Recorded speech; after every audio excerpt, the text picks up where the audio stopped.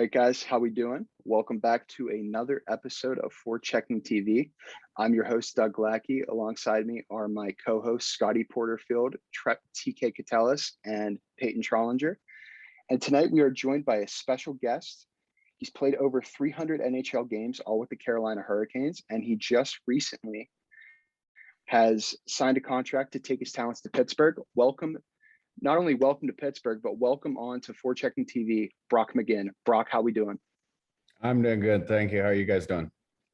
We're doing pretty good, man. We're doing pretty good. Obviously excited to have you on, but we're just going to get right into it. My first question for you is, obviously you were drafted in the 2012 draft. Draft was in Pittsburgh. Were you in Pittsburgh for the draft? No, I was not. I actually, that year I only played, I think it was 30 games in the OHL that year. So I wasn't completely sure if I was going to get drafted or anything like that. But so I kind of just sat at home and watched with my family and friends a bit. So I wasn't in Pittsburgh for the draft, but I was thankful to be drafted, obviously. Okay. All right. Nice. How about this? What did you know about Pittsburgh prior to signing?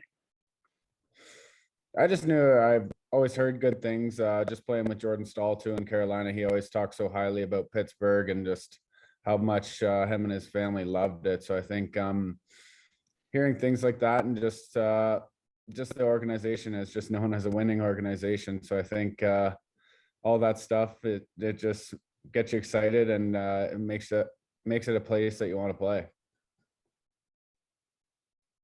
Brock, I want to touch a little bit about your family, because obviously there's you guys pretty much breed hockey players at this point. Obviously your brothers Jamie and Ty both spending time in the NHL. What was it like growing up in that household, and how competitive were the games between the three of you?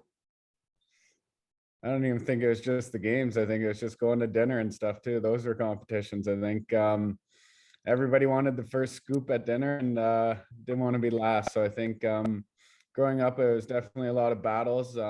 We had a backyard rink that our parents built every winter. So there would definitely be not a lot of fights, but a lot of grinding out there with those two. And I think that's what really pushed us to make it together, and which is really good for our family. And I will always cherish that.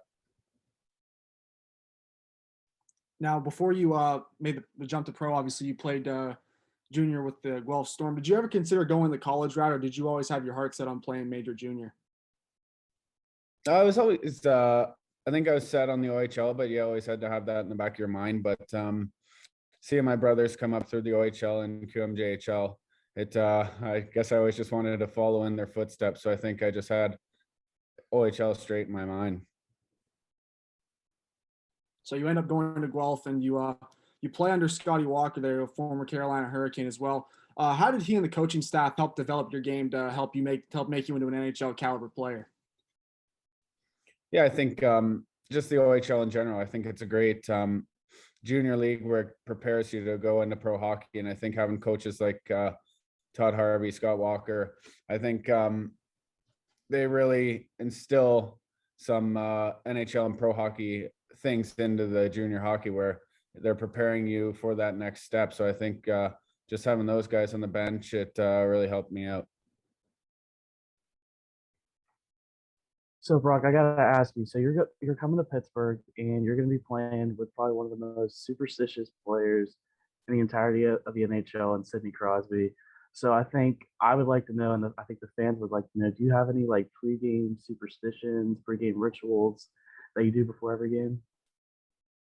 Not really before a game. I think it's more just eating the same thing or napping the same time every day. But I'm not too superstitious. I kind of just trying to go out there and play and just not have too much in my mind. So no, I'm not very superstitious. I was also going to ask too. So you're coming to Pittsburgh, and the divisions are probably going to get realigned again at the start of the season. And obviously Pittsburgh, Carolina, they're in the same division. So is there any particular mindset that you're going to have whenever you're playing your former team? I want to win. Simple as that. I don't want to go in there and lose to them. I think it'll be very special. I think I have a lot of great memories in Carolina playing for them in that organization. They gave me the chance to play in the NHL, and that's all a kid can ask for growing up playing hockey. So it'll be bittersweet, but I definitely don't want to lose to them. That's for sure. Yeah, they might probably clown you. You probably got some of their numbers to just clown you forever. Yeah, no kidding. Speaking of the Hurricanes organization, I kind of want to go back a little bit because after your third year of junior, you end up playing a couple games with Charlotte towards the end of that year, and even played a couple playoff games as well. What were your first impressions of the American Hockey League, and was it tough being the youngest guy on the team at that time? Yeah, it's definitely different. You're playing with 16 to 20-year-olds, and then you're going into the AHL at I think it was 18 or whatever, or 19, 20, and you're playing against grown men. So I think it's just the change of just how big, how strong they are, and it's a different game. There's a lot of systems, and it was a wake-up call, that's for sure. And you ended up going back to your junior, kind of tied up any loose ends before you made the jump to professional hockey permanently. Yeah, for sure. I think that last year we had such a good team where we had a lot of guys drafted, a lot of guys signed NHL contracts. So I think just playing with all those guys, we had a lot of confident players in our dressing room, and going on to win the OHL, it just made that year so special. And I think any chance you have to go and win a championship was exciting for me. And I think that team, we knew we had the chance. So your first pro season in Charlotte, you put up 15 goals and 27 points in, I think it was 73 games. Was there a point during that season where you were starting to think, you know what, I can play in the NHL? It kind of like took any doubt out of your mind, if you had any? I think you always have that mindset that you're gonna make it and you want to make it. So I think you're going out there to prove to everybody that you do belong in the NHL. So not that I had the thought that I should have been called up or anything my first year. I think the AHL is great for growth, and I think playing those seasons with Charlotte, I think just matured my game that much more to be NHL ready.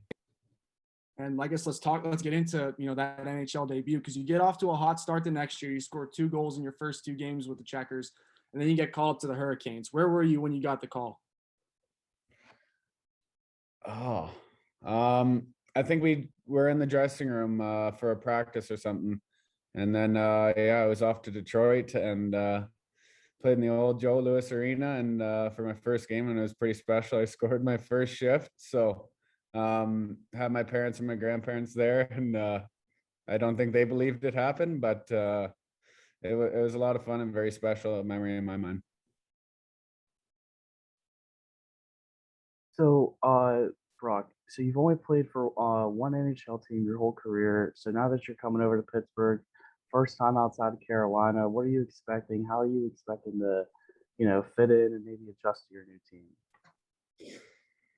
I'm just going to go in there with a good mindset. I think this organization is so high class that they always have a chance to win, and that's what I wanted. So coming into Pittsburgh, there's a lot of great hockey players, and I think I just don't want to go in there and set my expectations too high on myself. I just want to go out there and prove that they made the right choice in signing me, and go out there and play my game.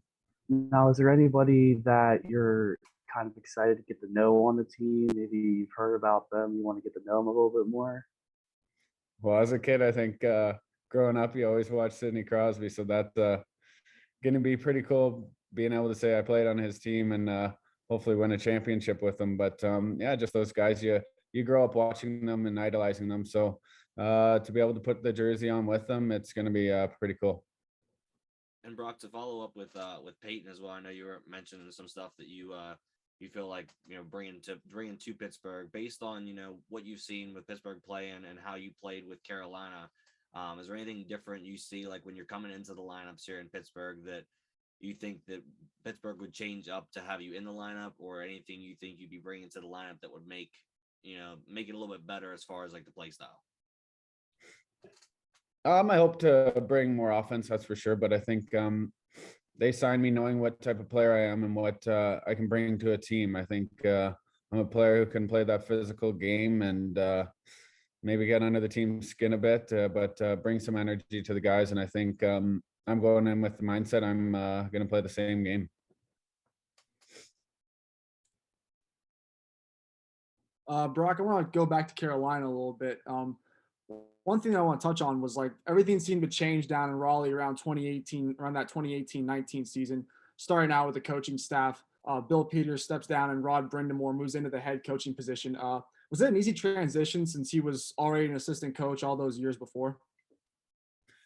Yeah, and I think when he was the assistant coach, everybody looked up to him, but they believed in his process. And I think when you have a guy like Roddy in your dressing room, I think you want to work for him. So he's a guy that he's in the gym just as much as the players, probably even more. And when you see your coach doing that, you want to go to work for him. So I think when he came in, I think the whole belief in that dressing room was that we wanted to win. And I think the first step was getting into the playoffs that year. And I think that was just a big boost for that organization and everybody in that dressing room, that we could have been a good team, and they still are. So I think it's definitely, they're going in the right direction, and having Roddy behind the bench, I think is great.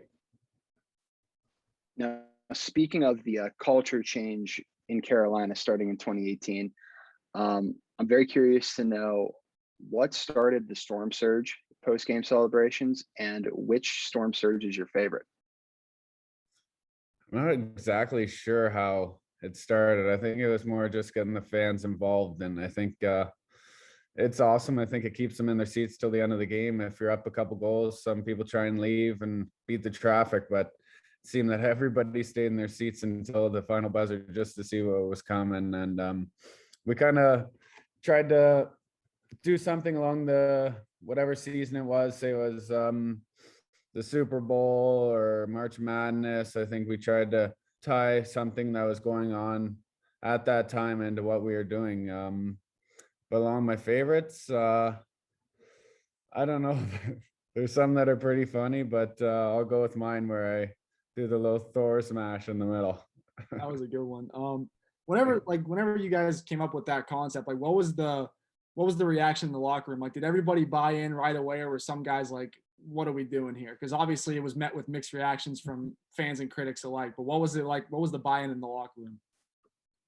Yeah, I think it was, I'm sure some people don't want to be the showboater or something like that, but it was something our team and our fans enjoyed. And I think as we started doing them and coming up with ideas, I think it grew on people, and everybody started to enjoy it. And obviously the fan base did as well. Building off that season, up until this point, I would say the shining moment of your NHL career has to be that double OT winner in Game 7 against Washington. Take us through that goal. And I mean, did you know that you were the one that scored it at first? Because I remember watching it on TV, and I thought it was Justin Williams who got it first until I found out like it glanced off your stick. But just talk us through that goal and how it all came about. Obviously, just off the face-off, and then we go and forward check, and then it gets back to our point, and Willie wins a battle and just puts it towards the net. And I was fortunate to beat my guy to the net and tip it into the net. And then after that, it's kind of like you black out. You don't really know what to do with yourself. You're just so excited. And it was just a great moment for our team and that organization to just win a series. It took a while, but to do that for that franchise and be the reason why was pretty cool. Now, Brock, you spent a lot of your time in Carolina playing on the top two lines with Jordan Staal and Sebastian Aho. What was that like for you? How did that help you as a player? And how do you think that could help translate to forming your role here in Pittsburgh? Yeah, obviously, just those are two high-end players. I think you look at Aho; he's so skilled, fast, and he has the drive to be the best player out there every night. So I think playing with those guys, it makes you want to be better. It makes you want to play your best game for them. And then Jordo, I don't know what you can't say about him. He's a workhorse. a massive guy, and he's going to go in those corners and do those tough minutes where he's battling in both ends. So you have to respect him so much in the way he plays. So just playing with those two guys was awesome, and I won't forget it. Awesome. Now I got another question for you. Take us through the David Ayers game. I remember watching that on TV and just being like, okay, like what is going on? And then whenever Dave finished the job, man, that was wild. Take us through that. Yeah, I don't even know how to describe that. It's a once in a lifetime thing that happens, I hope, but for our sake, it was pretty stressful. But he came in with a smile on his face, and everybody on our bench was just like, okay, guys, we got to buckle down here. He made some good saves for us, but it was just a special moment. I know his wife was there, and it was cool for our dressing room to buckle down for him and get him a win. Focusing on Pittsburgh here. I don't know if you're allowed to talk about this or not, but like how many teams were inquiring your services this offseason, and what do you think made Pittsburgh stand out among them? Yeah, there's a couple, but obviously what made Pittsburgh stand out is they have a chance to win a cup every single year. And I wasn't going to go anywhere where I didn't have a chance to win a cup. And I think coming into this organization, they have such bright players, and just how people talk about this organization is so high class. And I want to win a Stanley Cup, and I thought coming to Pittsburgh was my best way to do so. And have any of your new teammates reached out to you yet to say welcome on board or anything? Yeah, we've had a couple. Just anything you need, any help you want, or any help in where you want to live or where the guys live. So we've had a couple. Sid reached out. I've got Matheson. My fiance actually is friends with Rust's wife, so they've been talking a lot. So I think we'll be living near him, and so it'll be good. Now, is there anything in Pittsburgh that you're really excited to do? Is there anything that you thought of maybe that you really want to do when it comes to the city? I've always wanted to go to that baseball diamond. I've heard it's the best in the league, and then also just even Steelers games. That's cool. My mom's side of the family is diehard Steelers fans, so as soon as they heard that I signed with Pittsburgh, they already had tickets. One game where we're a Saturday night and they're a Sunday night, so they're very excited, and I'm sure there'll be a lot of Steelers fans coming down to Pittsburgh from my area. Oh yes, we love our sports here. We love them all. Yeah. I know you haven't like, correct me if I'm wrong, you haven't skated with the team or anything yet, correct? No, I haven't. I'm hoping to be there at the start of September. Okay, so like for as a player aspect, like from your point of view, like how does the change of arena like feel? Like, you're gonna be coming into a new home every night now instead of the old one. Like how does a player like you adjust to having that different feel every night now?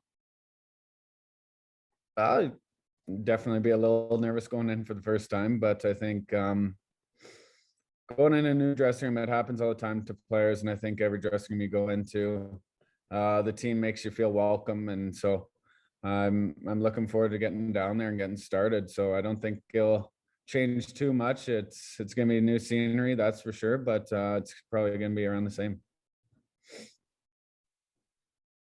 Now, is there anybody from the Carolina dressing room that you're really gonna miss? That you're really gonna just be really sad that you're leaving? Maybe. Yeah, I made so many good friendships there. I think I was there for 6 years playing for Carolina. So there's definitely some guys like Martin Gardner, the Stall, and just guys like that. And just I could go down the whole team. I think I created friendships with everybody on that team that I'll have for the rest of my life. And if I bump into some of them, we're gonna go have dinner or something like that. But hoping to come into Pittsburgh and make some new friends, I hope. But yeah, I'll definitely miss some of the guys there. You definitely will.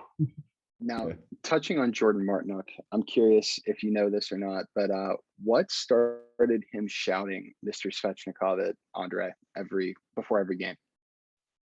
I don't know honestly what started it, but I think the first time it happened, everybody in the dressing room was like, "What was that?" But then I guess it stuck, and they both enjoyed it before every game, and maybe it got them a little fired up, a little lightheaded. But um, I don't know exactly what started it, but it's funny.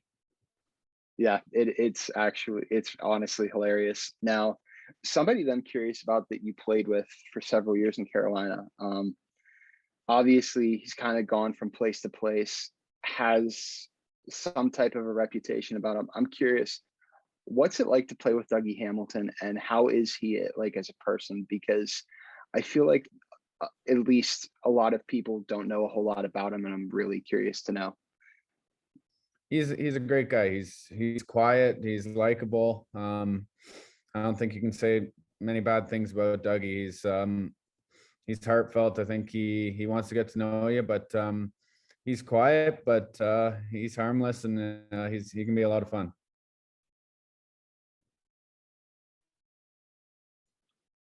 All right, now a Pittsburgh related question. Now this is just like based on like the culture of Pittsburgh.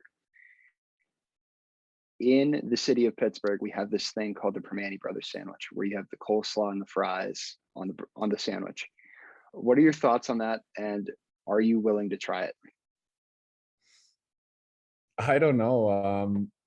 I being from the south there, or like playing in Carolina, they love their coleslaw, and I'm not a big coleslaw fan, so I don't know. I'm sure I'd give it a go, but I'm not sure if I'd like it too much.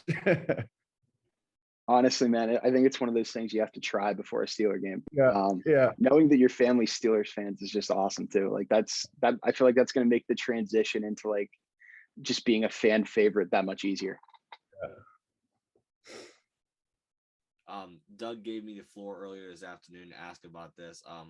Actual former teammate of yours who got traded to Carolina, and Vincent Trocheck.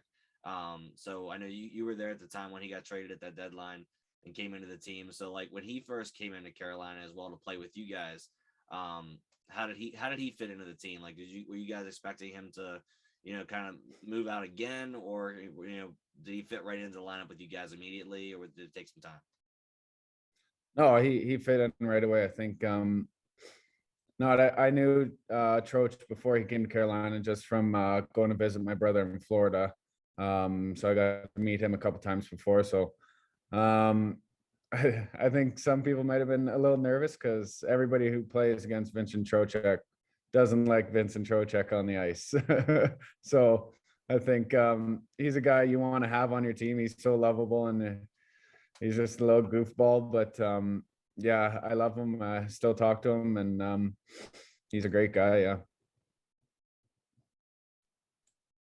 Brock, something I was surprised to find out about you and your family is that you guys own a hockey team. I'm sorry if I butcher this name, the Roanoke Rail Yard Dogs of the Southern Professional Hockey League. What made you guys want to become owners of a franchise? Because I know your dad's like a retired businessman or something like that. How did that all come about?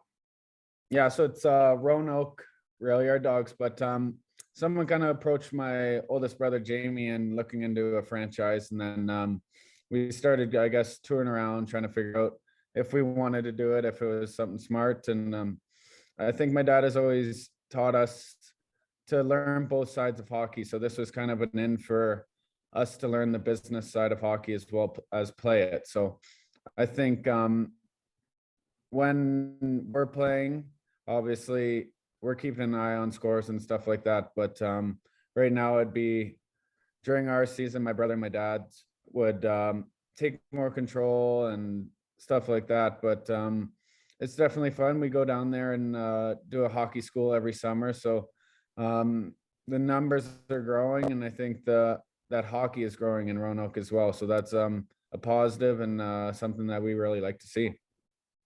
And just building off what you said there, obviously you're still pretty young, but have you ever given any consideration about what you have planned for life after hockey?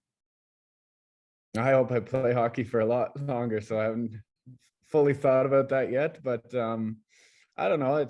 Hockey's been our life, so I think hopefully get involved with something in hockey, whether it's in minor hockey, just helping kids develop or something like that. But I haven't fully thought about it. I want to go out there and win a Stanley Cup first. There you go. Now I think we're going to do some like rapid fire type questions, just try to get the fans to know you better. Yeah.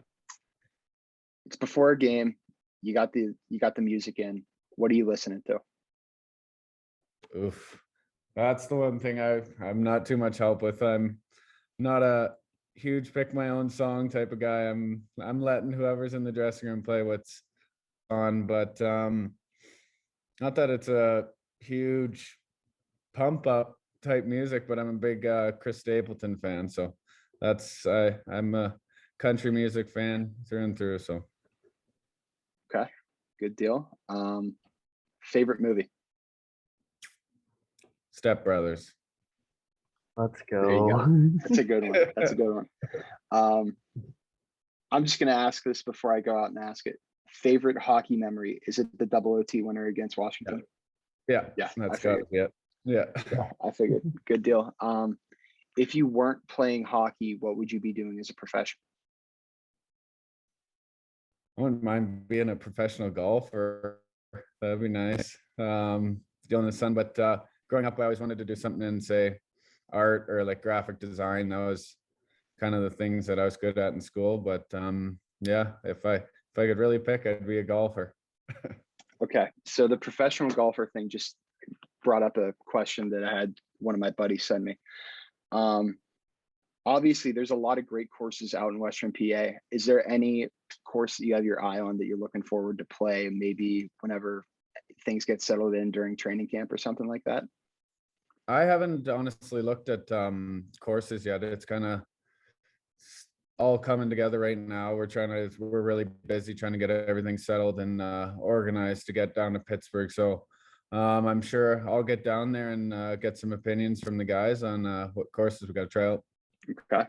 And this is kind of an off the wall question, but do you think that every NHL team should have a golf pro, like to help you guys improve your golf game? It wouldn't be bad, but I'm sure there's a lot of good golfers on every team. I'm sure like we had some in Carolina like Williams, and they were scratch golfers. So I think when you go with them, they're gonna help your game. But I think having a golf pro would be nice. It'd definitely help out my game, that's for sure. Okay. All right.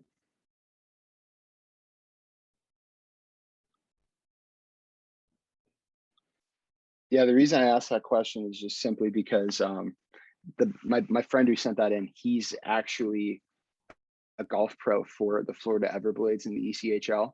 Oh yeah. Kind of just was in the right place at the right time. He was out at the bar, ran into the goalie, Jake Hildebrand, and ended up just becoming their golf pro. I'd take it. My Yeah, game it's needs pretty help, interesting. so. Yeah. All right, guys. What else do you have? What are you thinking? So, one thing I want to know. So, like, whenever you were younger, when did you first have that thought that you were like, "All right, I'm making the NHL"? How old were you whenever you decided that this is what you want to do with your life? I don't know exactly if there was one specific moment. I think just growing up with two older brothers who had the same dream as me, and seeing us want to play in the OHL and watching them fulfill that dream, I think it just was a collective family thought that we're going to do this and we're going to do it together. And I think to have all three of us play in the NHL, it's special for all three of us, and we've all actually got to play against each other. So I'm not sure how much my parents enjoyed those games, but it's awesome for our family. I know you're very busy, and of course, like a lot of players are when it comes to playing hockey in the NHL. You're busy with workouts, team meetings, skates and whatnot. When you do find the free time for yourself, what will be your activity of choice? What would you want to do if you had some free time? Golf, obviously, but I don't know, just relaxing. I think the season is so busy, so you don't get that much time to wind down. I think movies and stuff like that, but I'm an outdoorsy person, so anything outdoors I like to do. And do you get time like on your off days when you aren't playing a game to watch other teams play, or is that kind of just something that you do with your team, like in the film room? Yeah, sometimes like if it's on, sometimes I'll watch, but it's nice sometimes to relax your mind and get away from just hockey. So I think on those days off, yeah, if there's a game on, I'll put it on, but it's not that I'm gonna go and search for each game to watch when we're playing every other night. So I think it's always good to turn your brain off from hockey and regroup. Cool. Nice. So, hockey related question. Who was your favorite player growing up and why? My favorite player growing up was Alex Kovalev when he played for the Montreal Canadiens. I think he was just a fun guy to watch. I think the way he held the puck and the things he could do with it was incredible. And I think it's definitely not my style of game, but I used to always love watching him. Yeah, definitely. Like, especially early 2000s, Alex Kovalev, he was just unbelievable. Like, Yeah, just unreal. nobody could get Yeah. the puck off this. Favorite hockey team growing up? Well, growing up was the Montreal Canadiens. Montreal. Okay. My dad and my one brother were Leafs fans, and then so I thought I'd mix it up and bring some more conflict into the household. So it's a risky move there. You're from Ontario and you're going with that. I know, yeah. Risky move My, there. Very my other brother was an Avs fan, so There you go. we all battled.